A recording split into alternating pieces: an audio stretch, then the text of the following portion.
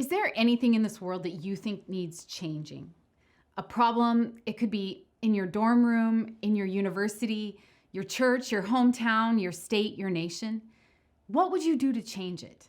What should you do? Should you tear it all down and start from scratch? Should you create a revolution? Or should you just tweak things a bit to make sure that they're better or righter? Would you want reform? The word for this week is reform. We're going to explore the fallout of the theological and political arguments that resulted in a historic break within Roman Catholicism and how those reforms influence our own experiences in churches today.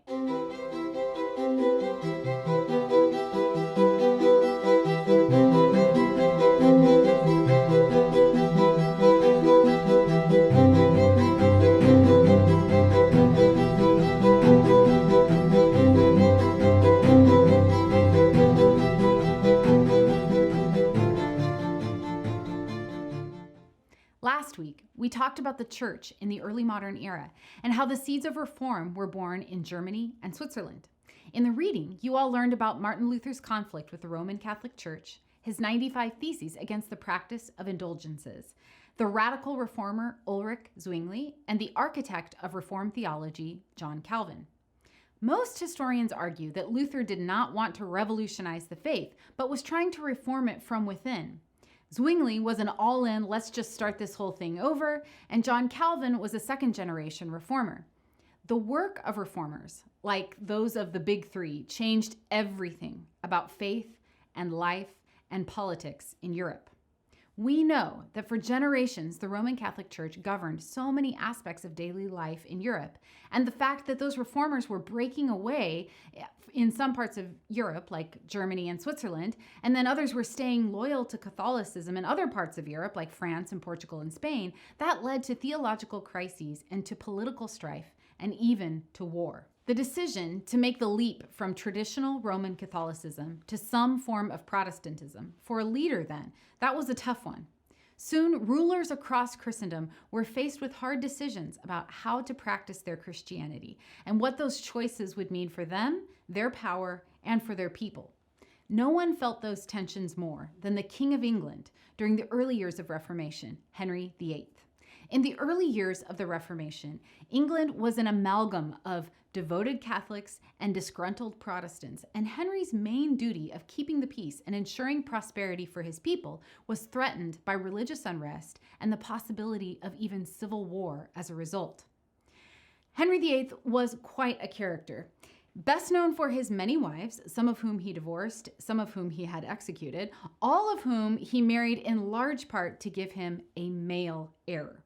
Why do I bring this up?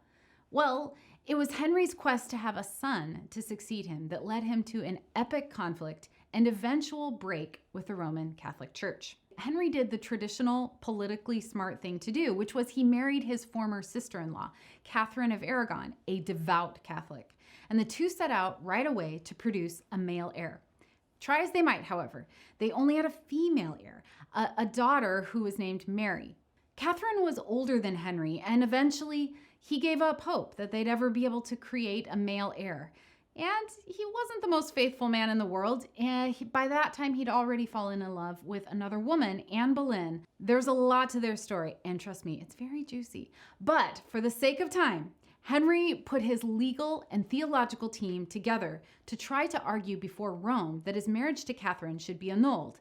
Now, that might make not very much sense to you. Why do you need to go and argue before Rome? But if you remember from earlier, during this era, the medieval era of Christendom, the Roman Catholic Church governed marriage. And if you're a king, the person who you marry actually has a lot of political value. So it's very important that you're married to the right person who can produce the right kind of heir for your government. So in order to backtrack and marry somebody else, you had to make your case before Rome and have the church's blessing.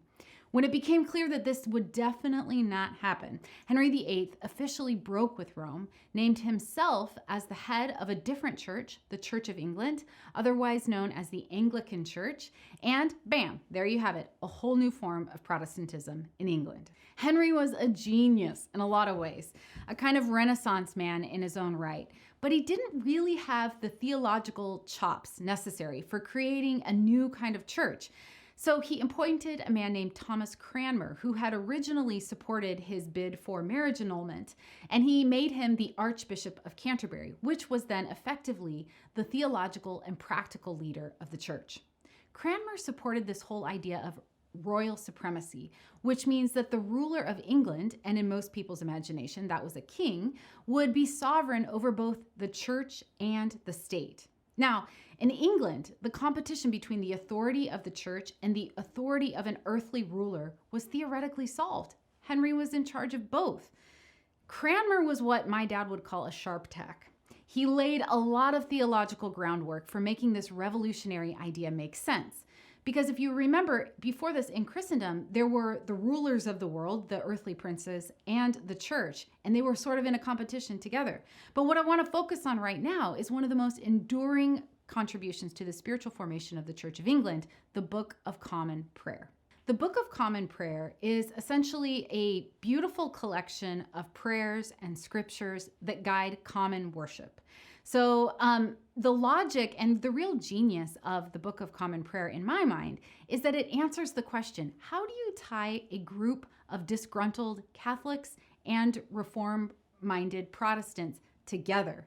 Now, this may seem like not that big of a deal in our current context because a lot of times we don't associate church breaks with government or society breaks. But if you think about it in the early modern era, this is a critical question. How do you get these people who are warring to come together?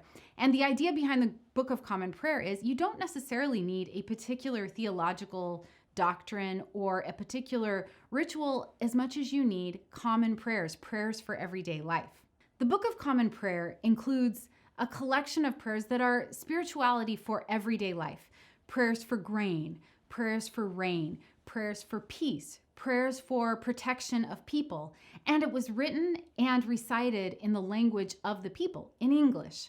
It's a very local expression of Christianity, very English, and it's a celebration of the English people and their connection to God. Henry never had the son that he dreamed he'd have, a son to rule this great kingdom that he'd helped build up. And by the way, the son that would rule over a kingdom that was much bigger now that he had become the head of the Church of England, because all these extraordinary monasteries and convents and land and riches that had belonged to the Roman Catholic Church, well, as head of the Church of England, Henry now claimed those for himself. So he's a much richer king in large part because of his status as head of the Church of England. So he didn't have a son who could inherit that in the way that he dreamed, but he did end up having a daughter, Mary, who ended up in the throne eventually after his death. She took her people, though, back to the faith of her mother, Catherine. And there was a tremendous amount of violence and unrest as a result of the measures that she took to uphold her ideals about the faith and about the world. And her efforts got her the, well, kind of terrifying nickname of Bloody Mary.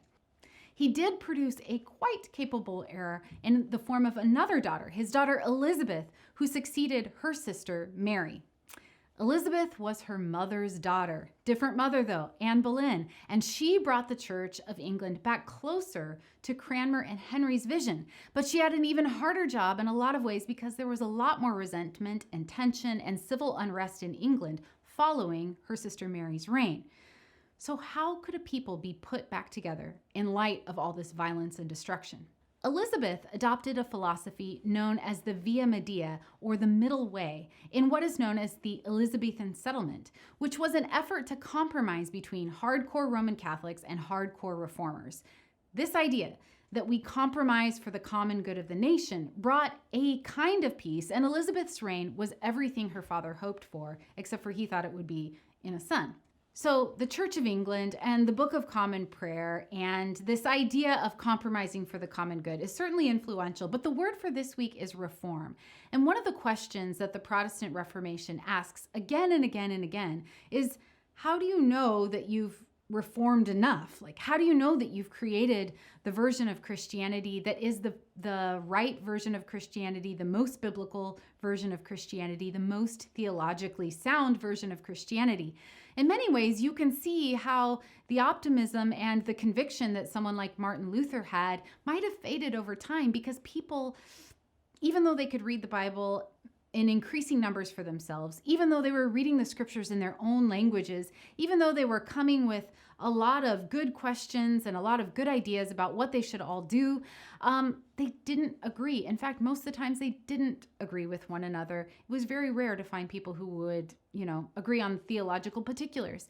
And in England, this idea of constant reform and of dissent really took off.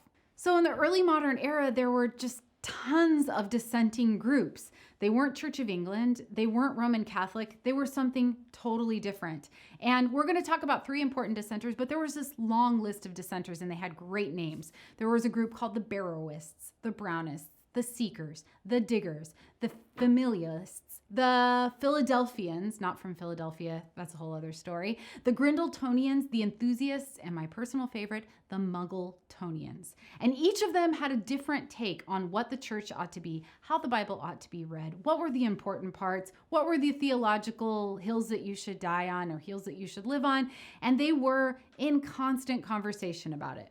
There are 3 different kinds of dissenters that are important for us to know about because they influenced Christianity as most of us know it in the U.S. One is a group called the Anabaptists.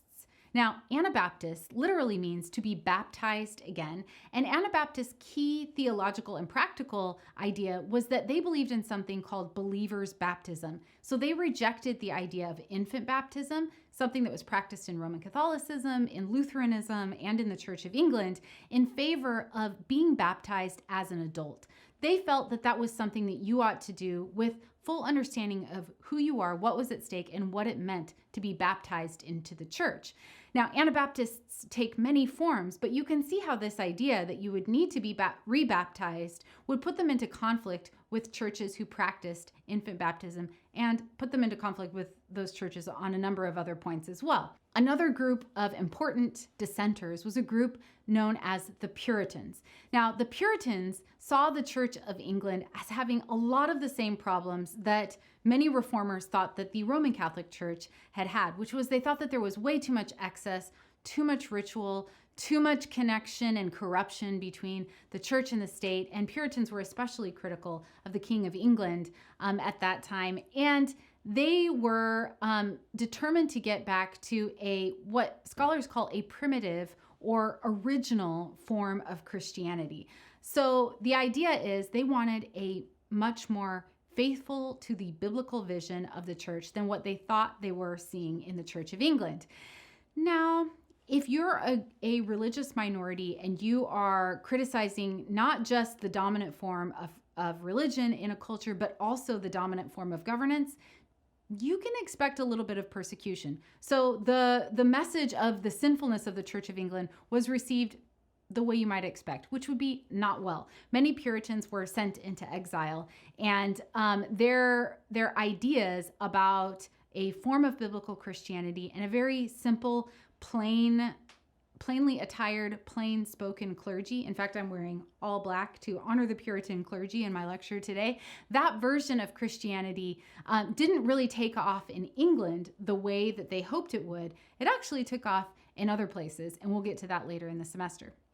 The last group of English dissenters is a group that eventually became known for their ecstatic, mystical experiences. They were known in a derogatory way by the term Quaker. Now, Quaker might sound familiar to you. Hopefully you know this by now, but George Fox University is a Quaker university, so they are founded from this tradition. And Quakers, the interesting thing about Quakers is that their founder was unlike most of the reformers and the dissenters in this early modern era, because their founder was a person who had no particular standing in society and was not one of the well-to-do, super powerful people. The person who is credited as founding the Quaker tradition, a guy named George Fox, was a common man who had an extraordinary experience with the Holy Spirit. There are a lot of beautiful teachings and important doctrines associated with Quakers, or as they called themselves, the Friends. But a couple of the really important ones include this idea that the Holy Spirit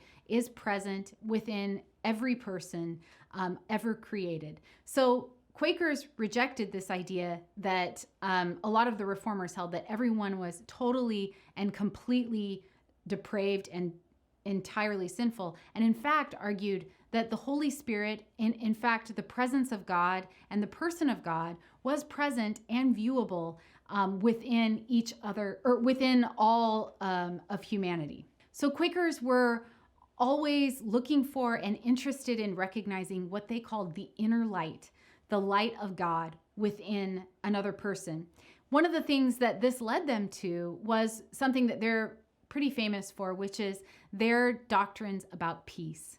Quakers had this really crazy idea, if you think about it in the context of the early modern era that was filled with so much religious conflict and strife. But they believed that Christians should not engage in war or in violence. And their legacy is present here on campus today. So the Reform era, instead of creating a new version of Christianity that would somehow bring everyone together in unity around the Bible, which was the hope of many reformers, actually ended up just producing tons and tons more reform. So many students ask me when they start classes like this, why are there so many versions of Christianity? And what they usually mean is, why are there so many versions of Christianity in the West? And one of the reasons for that is because the Western world is so shaped by the modern Reformation era. So this impulse, this idea to reform and always be reforming, was a value that the reformers had, and we still see it present in our congregations today. So the idea that there are just always new versions of Christianity happening, in some ways you can see that it's really in the philosophical groundings of the Reformation era. And the Reform era, or the Reformation, continues to shape us in really amazing ways. I'm just going to list a few, but here are some ways that we've been shaped by the Reformation era.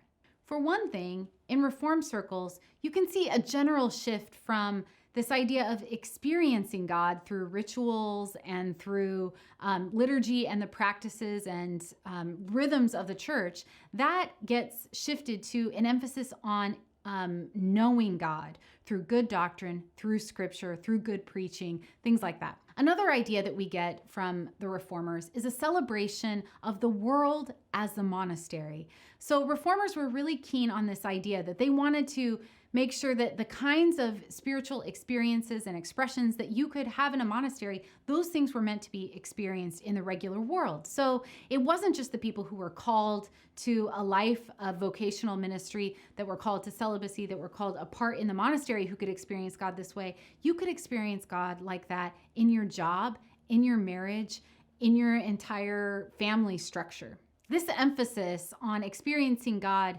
in outside of the monastery or the convent in regular life also added an increased spiritual dimension to things like trade and technology and economics. People were interested in how God was forming them and the vocational life in everyday experiences. Another big change brought about by the Protestant Reformation was a new thing in Christendom, married clergy. So one of the fun stories of the Reformation era was that Martin Luther actually ended up marrying someone who had also been a part of vocational life, a woman named Katharina von Bora. They had a really interesting, lively home life. If I mentioned earlier that Martin Luther was kind of a ornery fellow, and one of his favorite people in the whole world was this woman, Katharina von Bora. They had a fascinating marriage. He ran the show in terms of theological stuff, but she ran everything else in their household. In fact, he used to call her Lord Katie as a nickname. So this idea of married clergy and the pastor's family and the pastor's household as being like an example for everyone in the church, that was something that really got kicked off during the Reformed era. So if you, like me, were a pastor's kid and you are used to thinking of yourself as kind of like the mascot of a congregation, now you know who to thank for it. Another innovation from the Reformed era was in congregational singing. So reformers like Martin Luther were really excited about everyone participating in singing about the goodness and the glory of God, not just a select group. So if the last time you were in a Christian church, everyone sang together, which is, a common practice today, now you know a little bit about where that comes from.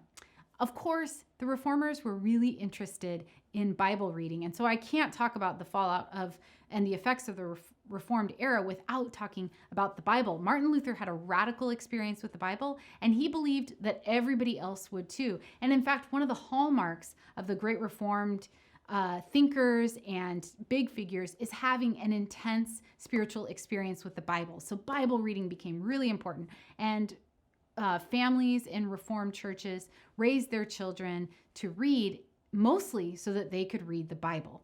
One of the big and ultimately unresolved questions in the Reformed era was what to do about Eucharist or communion. So if you're Roman Catholic, this idea of transubstantiation, or the idea that when you receive communion and you are receiving the actual body and blood of Christ, if you don't believe that, what do you believe? Well, Reformed people had a lot of different answers for that. For Luther, the response was, you are receiving the real presence of Christ.